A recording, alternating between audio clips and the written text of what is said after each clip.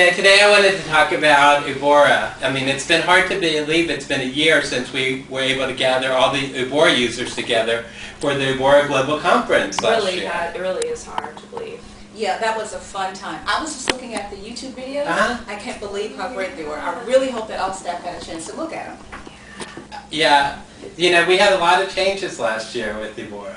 That's right. I think that the biggest change was probably the PQAT, the Program Quality Assessment Tool. It was exciting to start getting a lot of interesting program information into Ubora. Yeah, and don't forget that we made the indicators way more useful. That's true, more meaningful. Yeah, and I know people appreciated we reduced the times that you have to submit the indicators from 4 times to 2.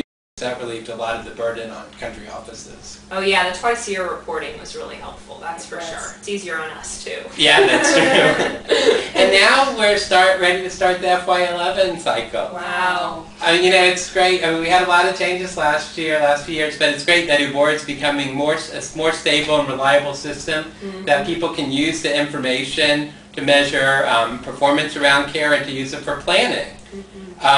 We really didn't need that many changes for this year. No.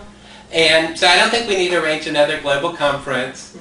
And well, it's just lucky because you know we don't have the budget for it. Nope. So can you think of a way we can share the changes with everyone? Well, I think it's a good point. We probably don't need a full another conference, and I don't think we need another new user guide either. Last year's user guide, I think, really outlines all the changes and, I mean, all of the requirements for Ubora, but maybe it would be helpful to send out just a supplement explaining the changes for FY11 and maybe a new compact disc with all the updated tools. Yeah, that's great. And I also was thinking about having a team meeting, and we can have someone film it, and we'll be discussing about the different ideas. Really? Yeah. Well, that sounds a little weird, kind of strange. It does. I guess it could work. It could. I mean, if you think about it, we could put the translations at the bottom of the screen. But do please let us know ahead of time because I want to make sure and look my best. Absolutely. Well, it may be a little too late because someone's been filming you since you walked in. Oh.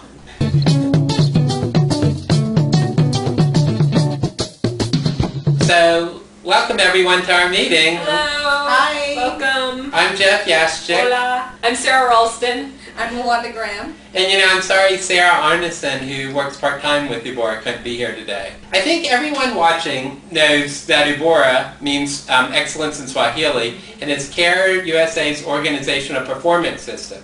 So we really want to use this video as an opportunity to explain about the changes in Ubora for FY11. All of this information they can also find in the supplement. I think it'd be a good idea to go over with you what Ubora measures and how this information is used by CARE at the global, regional, and country office levels. While we're doing that, we can highlight the changes for fiscal year 11. And in fact, I'm going to play this sound, and when you hear that, you should pay attention because that means we're going to highlight the changes that are taking place this year.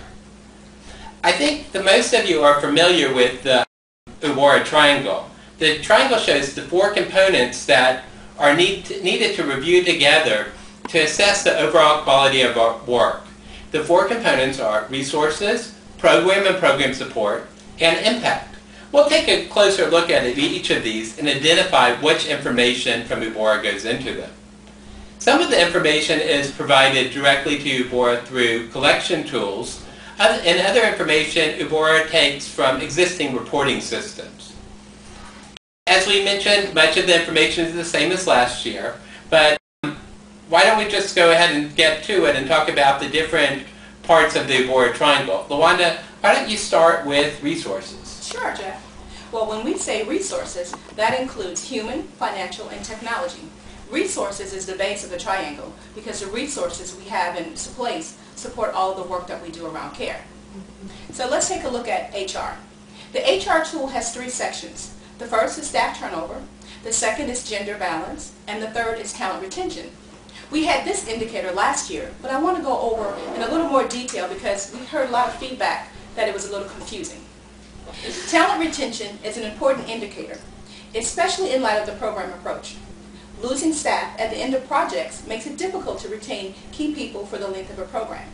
To collect this indicator, CEOs should follow the following steps. First, the CEO should develop a definition of key staff. Once a definition is decided, the second step is for the CEO senior leadership team to identify which staff meet this definition. The third and last step is to find out which of these key staff have contracts that end during the 6-month measurement period, which is July to December or January to June. Finally, at the end of the period, the CEO should enter in the number of these staff who they were able to retain. Okay, so thanks, LaWanda. Now that's human resources. Now I want to talk about financial resources. Oh, okay. First, let's start with CEO resource mobilization. The CEOs use the CEO resource mobilization tool to provide Ubora information that cannot be gathered from other sources. There are a couple of additions to the resource mobilization tool that will provide more context and help with analysis. Just as in previous year, the tool collects the number and dollar value of proposals won. But this year we are also asking for the dollar value of proposals lost. We realize that sometimes CEOs don't know the exact amount of a proposal they don't win, and in that case you can use an estimate. Another new question on the tool asks if proposals are strategic. The CEO should determine whether or not a proposal is considered strategic based on whether or not it will help achieve program goals and advance key elements of program strategy. At this point we were only asking for a yes or no response, which might make it difficult to answer for certain proposals, but please use the answer that is most reflective of the strategic value of a proposal. This additional information is important to take into consideration as we implement the program approach and move beyond just looking at the dollar amount of proposals won and lost, but also take into consideration their strategic value. The final change is that the tool will now ask you to also list all outstanding proposals. This will provide a quick look at what's in the country office's pipeline. To capture this additional information, we did have to change the tool. The tool now has a line for each proposal where you enter the proposal name, the donor, and the dollar amount. Then you select from the pull-down menu either if the proposal is won or lost, or if there is no decision yet. Next, you will answer the question about the strategic value of the proposal. The totals based on these calculations are calculated below. So remember, you should only enter in proposals that you have signed new contracts during the reporting period, proposals that you have learned that you did not win during the reporting period, and new this year, proposals that you have not heard an answer on by the end of the reporting period. Finishing up with financial resources, we also get information that the CEOs submit through Scala. We can use the information in Scala to show expense trends over time, the top donors for each country office, and the percent of expenses funded by unrestricted resources. So that's all the information on financial resources that Ubora gets from country offices.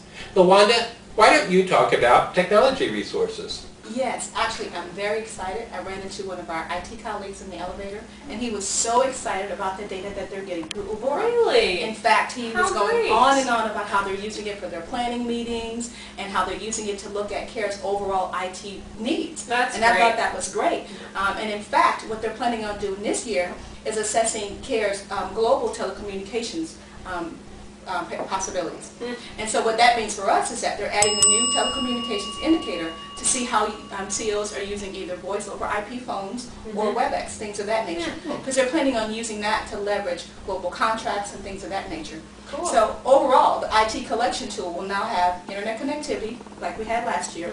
We'll have this new telecommunications indicator, and then we'll also still have the IT support indicator, and then finally, what sources the CEO is outsourcing as far as services. Great. That should Yeah, help us that's a lot. great. So just to summarize for resources, the two tools country offices needed to complete are the HR tool and the IT tool.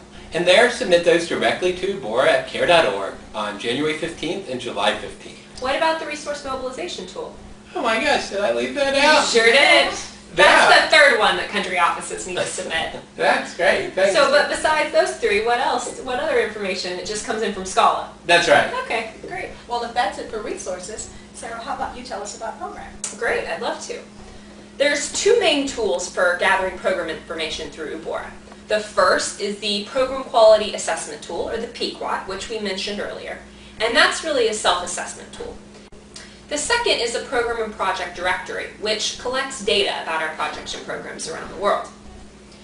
I want to talk a little bit about the PQAT. Now, many of you applied the PQAT last year, but for those of you who have not, it's a tool that is based on the program characteristics. And it's got two sections, the design section and the implementation section. I want to read two quotes that have come in from different country offices that help explain about their experience using the PQAT and how they found it useful. This tool helps staff and partners step back from day-to-day activities and reflect on the quality of their work. The exercise helped participants appreciate and understand all the issues of the program, the strengths, challenges, and weaknesses. The discussions on the rating really allowed for consensus building and harmonized the understanding of participants on various issues. And then there's this one. The feedback from the PQAT workshop was not just positive, but inspiring. That is, it wasn't just positive in the this was interesting and useful sense, but in the now that we've gone through this tool, I think I finally really understand what the P-Shift is about sense. I was very impressed with the engaged and lively nature of the discussions, and I am confident that this was a worthwhile investment. Wow. Isn't that exciting? Awesome. Yeah, I know. great. It's really great to hear that kind of feedback, and it sounds like the PQAT is really proving to be a useful process, the process of applying it, and the tool itself is definitely useful in regard to providing information that's useful for analysis and reporting across the organization. I do want to mention that there are a few changes to the PQAT this year. Now, we've had 2 years for testing and refining the tool, so we didn't really think that there needed to be many changes, and all of the feedback really confirmed that. But the few changes that we did make were, number one, the rating scale. There seemed to be too big of a gap between 1, not at all, and 2, satisfactory, which I definitely think makes sense.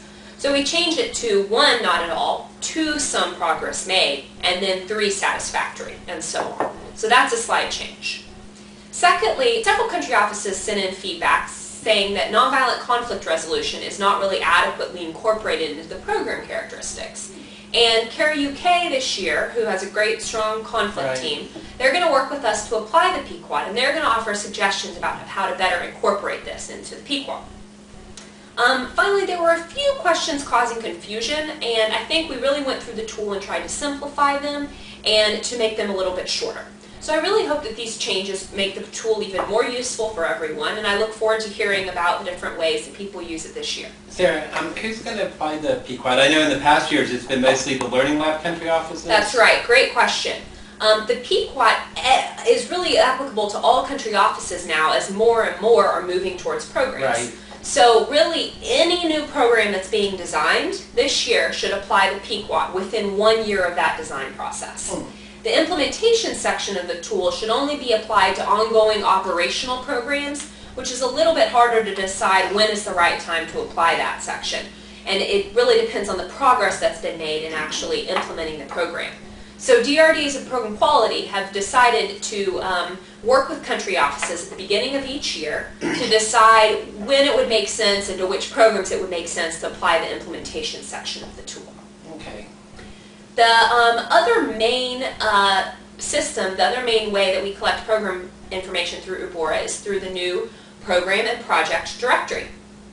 And I do want to explain a little bit more about that. Oh, there's a Who phone would be call calling coming you in the meeting? I don't know. Let me grab it.